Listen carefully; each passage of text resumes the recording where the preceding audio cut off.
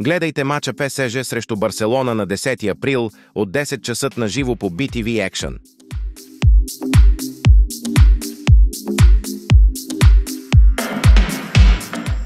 ПСЖ идва след равенство от 1-1 срещу Клермонт.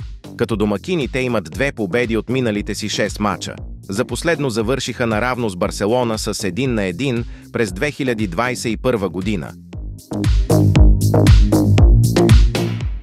Барселона записа победа от 1-0 над Лас Палмас, която им е 4-та поредна. Като гости те победиха в 5 от последните си 6 излизания. За последните им 6 мача с ПСЖ имат 3 победи, 1 равенство и 2 загуби. Базирано на статистиката ни, очакваме победа от ПСЖ.